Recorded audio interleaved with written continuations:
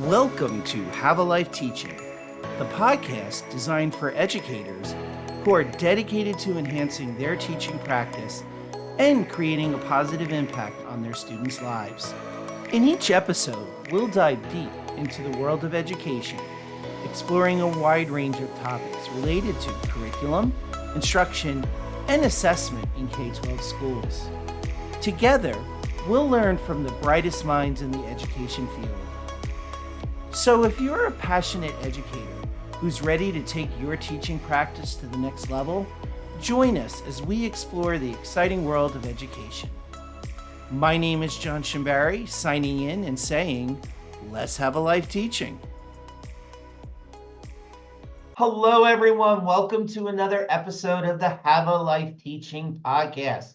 In tonight's episode, we're going to be talking about something that often goes unnamed, but is important to mention. And that is, when is enough enough? When do you say, no more, it's time for me to find a new place to teach or a new place to grow?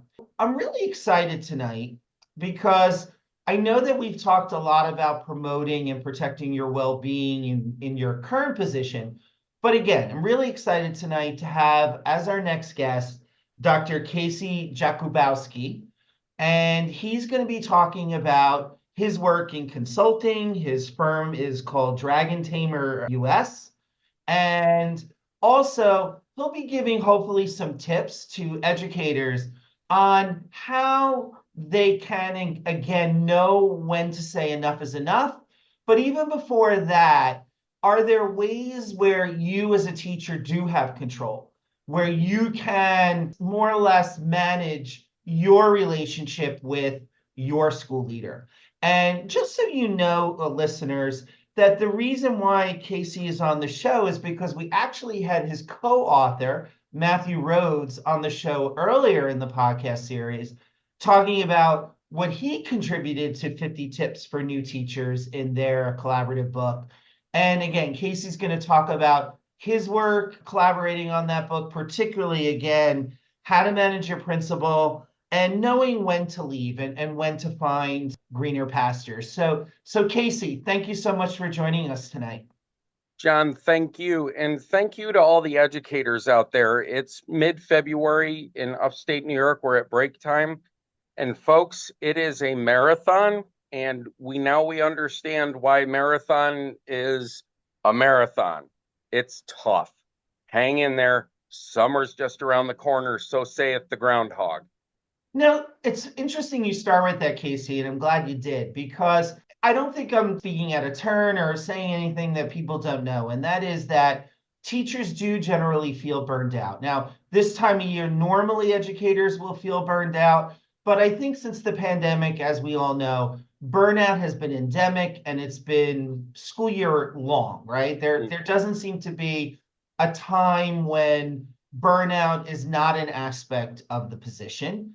And we see many educators leaving the field because of that. One, I definitely want to know your thoughts on how we could help educators to, again, know when to say no and not get fired, keep their jobs.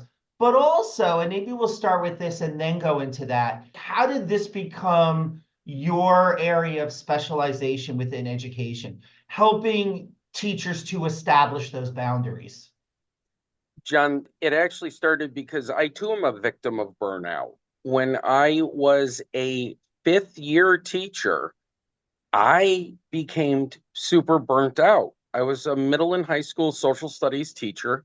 I was asked to teach 4 different preps over the course of the day, do supervisions, and I became burnt out. I had a lot of life also happen to me. And if you pick up my book, A Cog in the Machine, you get the inside scoop on it. But the other area that happened was No Child Left Behind was really starting to ramp up. Now, this was way back in 2004. And we were all thinking, wow, this is not teaching that we used to be able to do. It became very much a test, test, test, test, test, do better, do better, do better. And it was a constant improvement cycle. You couldn't rest. And as we all know, educators are so underpaid, they need to work second jobs, they need to work over the summer.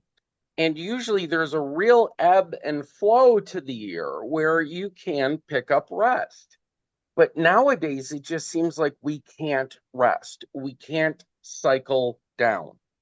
And I believe that one of the biggest improvements that needs to be made is not only do teachers need to be compensated appropriately, but school systems and structures have to stop saying, do it for the kids. That's psychological abuse.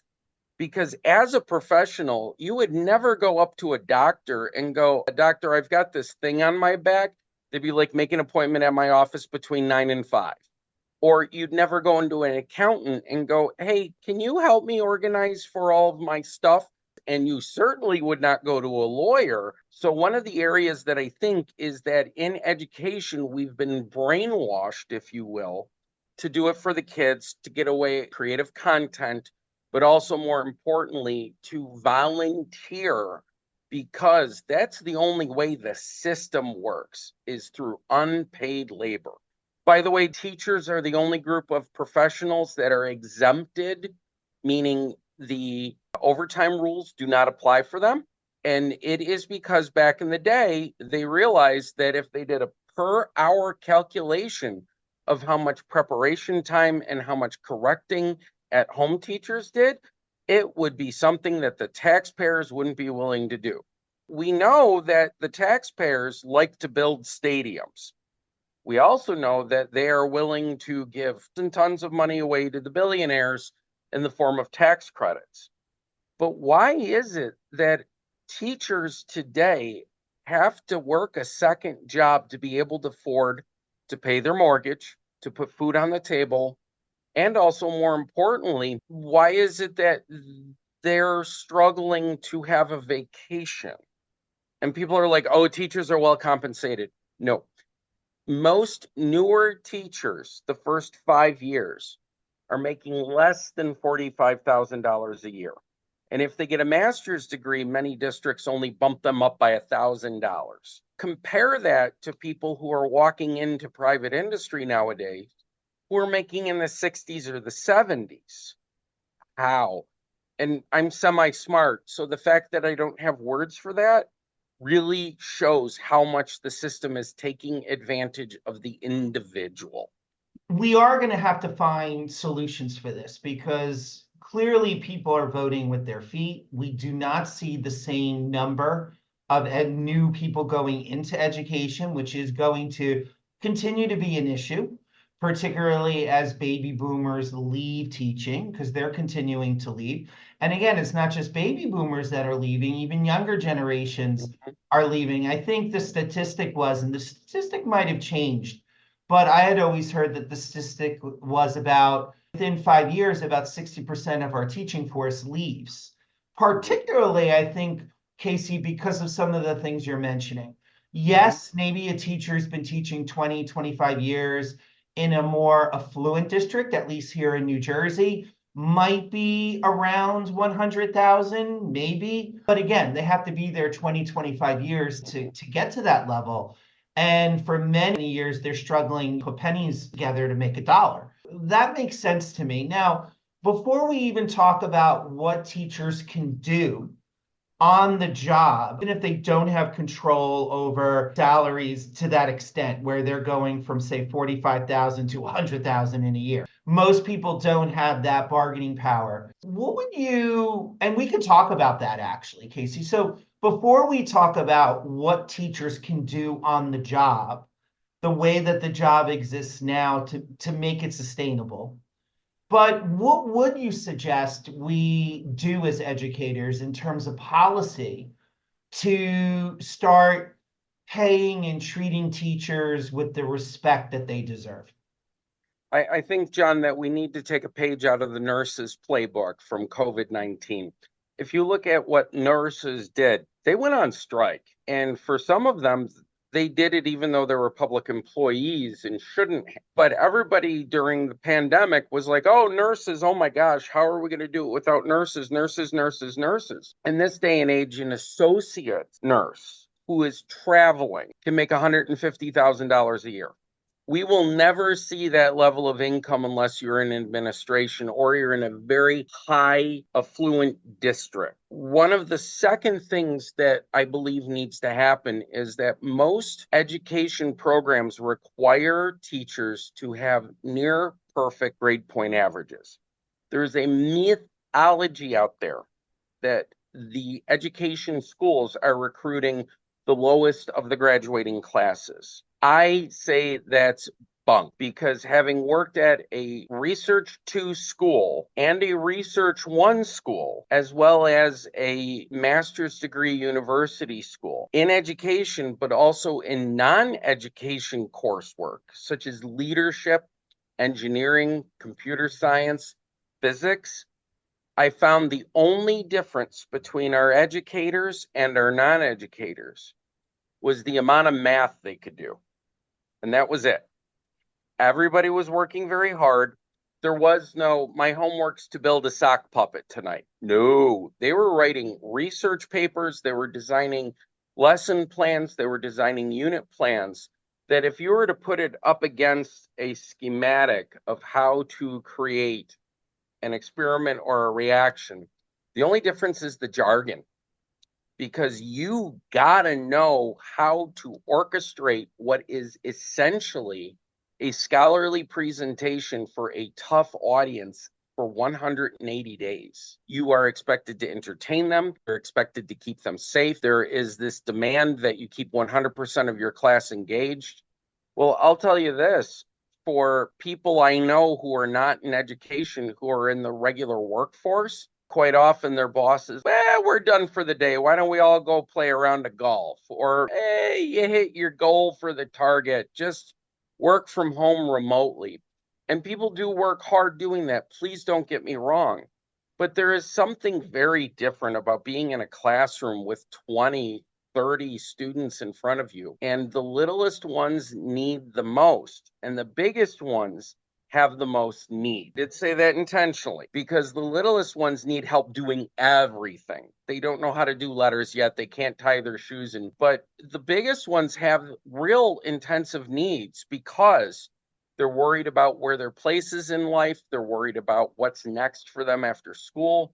There's parental pressure. There's not parental pressure. A lot of them are very overscheduled because their parents are trying to live vicariously through them. One of the things I learned, and I'm an Eagle Scout and Scout, was you have to know how to have a few things you're very good at.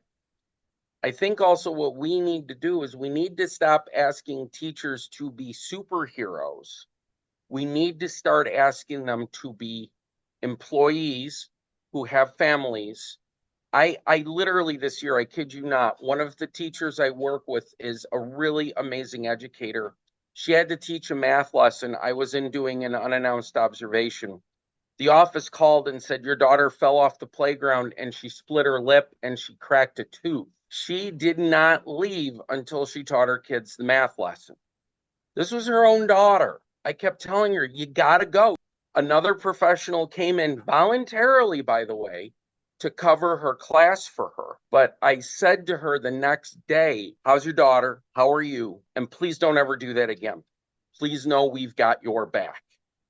And I try to be in every single classroom from the pre-kindergarten all the way up to the senior chemistry or physics classes. And quite often I bring chocolate, I'll bring congratulations, or more importantly, I will go high five, tag out, go to the bathroom for 2 minutes. And some of them are like, I'm fine. I'm like, go take a walk, go get a drink, or I will bring down a cup of coffee or tea.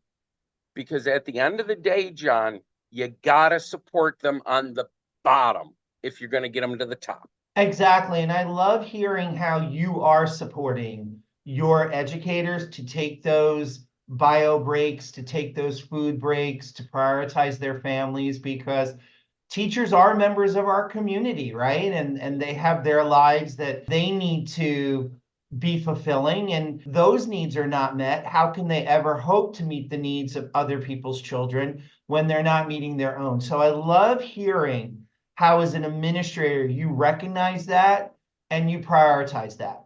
I'm But trying to be the administrator I wanted when I was in their shoes. exactly.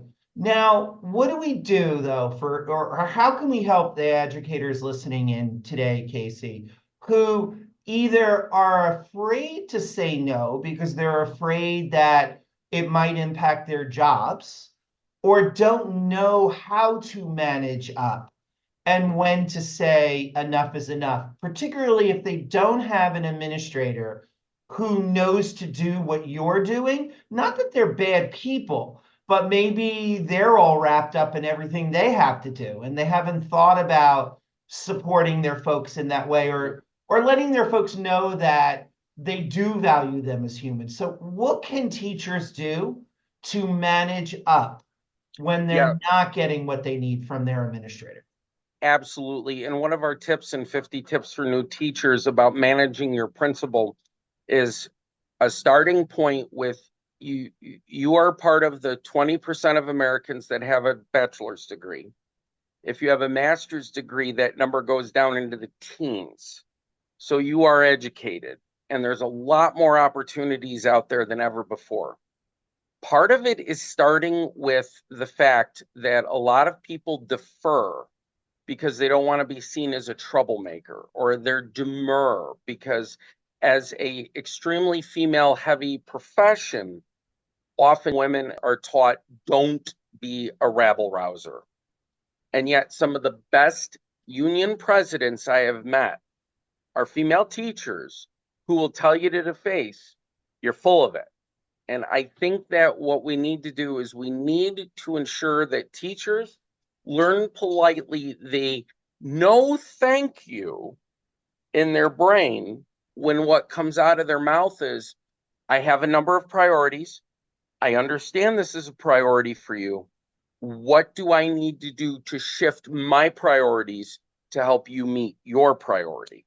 I love that that is a concrete step that folks can do where, again, they're not necessarily saying no, they're saying not this way. Or how can you help me help Yep. you? The biggest fallacy I see in educational infrastructure is there is a lack of communication. Quite often, the principals and the assistant principals, and sometimes department heads or the deans of students, don't realize what their teachers are doing, especially if there's been high turnover rates. And I found this myself. I had a teacher come to me and go, "Hey, Dr. J, we got this." And I was like, "Oh, but I'm sort of kind of in charge of it." And they're like, "Yeah, you're the fourth administrator who's been here in 4 years. So we've developed our own systems because we don't know who we're going to get. We don't know what they're going to do. They all have their own ideas. And quite frankly, our scores are amazing and the kids are happy." And I'm like, "Yes, the scores are amazing. Yes, the kids are happy. But are you guys happy?" And they went, "Ooh." And I said, I get paid the big bucks to worry about the big problem. I'm going to ask you guys questions. Or if I do go to somebody, I will say, you are within your rights to tell me no because I am not formally asking you. I'm trial ballooning it. "Oh, no, no, Dr. J, we'll say yes. We'll say yes." And then I'll say, "Well, what's going to get dropped if you do this for me?" And they're like, "Oh, you got a dialogue." And partially it's just informing people a lot what they do, what the teachers are doing, what you do day in and day out that somebody doesn't realize. Because look, it is a machine in motion, a school is, that zombie lurches forward in spite of a lot of times what's happening. Good schools intentionally and with significant effort keep going positively forward. The question, though, is who's got to sacrifice what? And a lot of times in the zombie situation or the zombie school, everybody's sacrificing because they don't look to leverage. They also are very afraid because a lot of times the system is dysfunctional or the work environment is toxic to go, whoa, this is not going to continue to work. And also, one of the other areas is that if you are working in a union school, like you have a union contract, if you feel like you are being asked over other people, go to your union rep and say, hey, the administration came to me, they asked me to do X, Y, and Z. I don't feel comfortable saying no. Could you be the person that says no? And quite often it's something where your union person will go and say, I'm out. Is this really something that they should be doing, or is this an ask to make your life easier? And remember, that's an important point. If the administrator is asking to make their life easier as opposed to make it better for kids, we got an issue.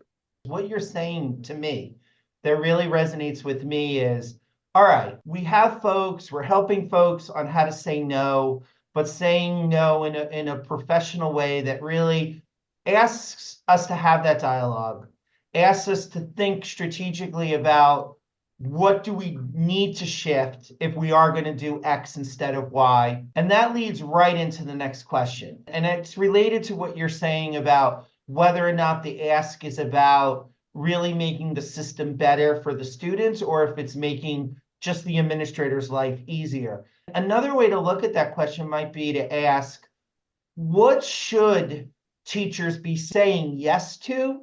And what should they be saying no to? That might help them prioritize what needs to get done still, but at the same time, managing their workloads so they're not burning out. Yeah, if it's not directly related to what you perceive your teaching job to be, which is lesson planning, implementing lesson planning, working with students through scaffolded correction and enhancement, and then planning again, really think really hard about it.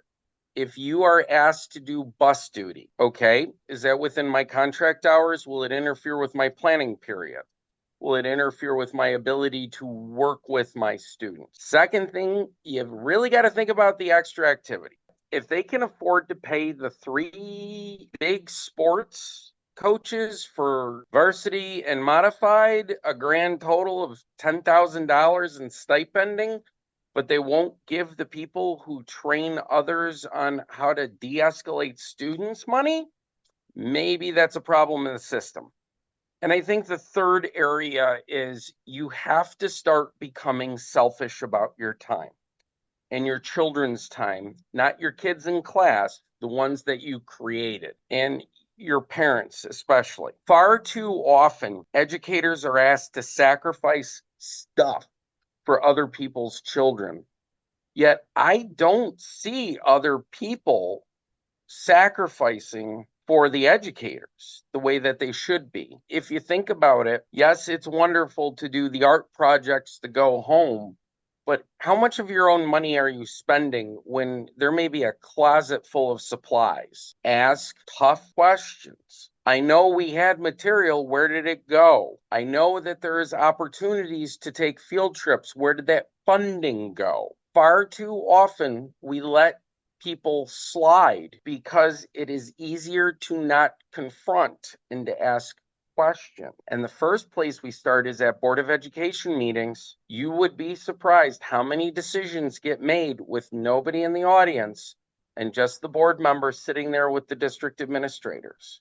And I'll be very blunt with you. When it's time to determine that you need to go, which is our 50th tip in 50 tips for new teachers, and something I talk about in A Cog in the Machine. Do you have the Sunday scaries or the Monday morning blahs? Are you dreaming about retirement when you're in the prime of your career? Has your child or significant other said, where are you? Because you're so busy at work. When you can't get the motivation to do what you used to love to do in the hobby world. And if anybody asks you to violate your ethics, get out. The administrators in many places I have seen say things like, we're in it for the kids and blah, blah, blah, blah, blah. And we want them to have the best possible education. And yet the textbooks are falling apart, or they don't have good Wi-Fi. Or as I saw on districts when I worked in school improvement, the superintendent drove a Cadillac that was funded by the district, lived in a district funded house on Long Island, and was making $350,000 a year when their total graduation rate was less than 35%. I realized that I was going to burn out in my school improvement work I was doing if I didn't get out, because I couldn't save everyone. And it's really hard when one of the reasons why you go into teaching is because you want every child to succeed. There are states out there that have spent more money on minor league baseball stadiums than they have spent on getting teachers raises. And we also have states where they're telling teachers, we're going to start you at $25,000 a year as public employees. By the way, you're not going to get health care and you're not going to get a pension. $25,000 a year. Casey, a couple of things you said there that I'd love for us to revisit. One question I have is, let's say you're working in a non-union shop. How might you navigate in that situation? Part of it is creating an understanding of where your bright line is going to be and accidentally forget to do stuff. I find it interesting that there are a lot of people out there who are accidentally forgetting to do a lot. And I think it's very intentional. If I forget to, say, submit lesson plans for 2 weeks in a row, whoops, I was struggling with making sure I could get everything done. I also believe very emphatically that there is a lot of positives out there where there are a lot of people working very hard who would never think to do that because they hold themselves to a very high standard. My thought is slow your roll a little bit. To be perfect is to be exhausted. If you're given 130%, drop down to 85 and see how that feels, because you're still doing better than a whole lot of other people. We've talked about knowing when to move on. If people do decide to move on, but yet they still decide to stay in education, what are some of the questions they might ask their next potential employer to just get a sense of what that school community is like and what the expectations will be that will be placed on them? Is there any way that they could be forewarned as they go through an interview process in terms of what they might be getting themselves into? Absolutely. I think interview process are highly orchestrated. It's very much like kabuki theater from Japan. And if you're not sure what kabuki theater is, it's very scripted. It is very directed. There is no deviation from the plan. Remember, an interview is also your opportunity to suss out what the other district is like. I believe you actually have to start ahead of time.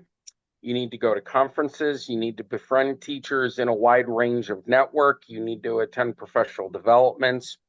And you need to, when there's down moments or when they're not quite trying to keep the facade on, what it's really like. Also, education is a very small world. And one of the ways you can tell that a situation is not great is if you see the same district posting for the same position over and over again, or if there seems to be a lot of turnover. Some states actually publish turnover rates for districts. I also think a lot of folks who are in education not only need to look at staying in education, but they also need to think about what other careers are out there. I also think people need to fall back on the fact that when you get a degree in education, you're getting a bachelor's degree, period, end of story. You're getting a degree. I think a lot of people need to understand that if education isn't working for them, step out for a little bit, especially if you're in a state that has a pension system, go work for another state agency for a while. There is nothing to say that you cannot take your skills and ability and go do something a little different.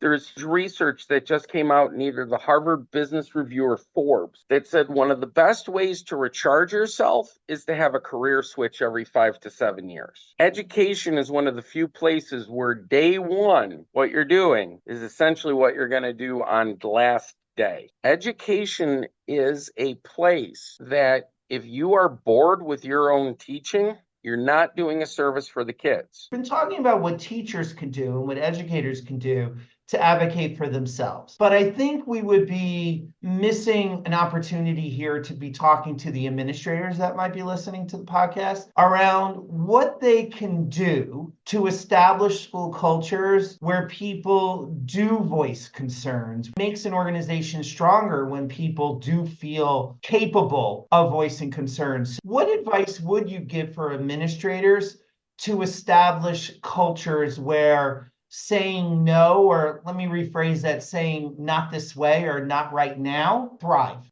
Have some humility. Just because you are an administrator does not mean you know everything. And in fact, it is better if you readily admit, I don't know. If you genuinely seek the input of your faculty, you are not being weak, you're being strong. I also think get out of your office, walk through and catch them doing something good. And also, if you do make a mistake, apologize. Most of the time, they say that's okay, you're learning too. Because I think in education, do not give ourselves space and grace enough. We expect perfection. We're one of the few professions where perfection is demanded. In education, we have dumb, phenomenal educators because, well, they didn't fit right or they challenge. And to me, that is waste. Before we conclude, is there anything we didn't talk about that you just want to mention to our listeners? Absolutely. So as the founder of dragontamer.us, I am available for one-to-one consultations, but also more importantly, I want you to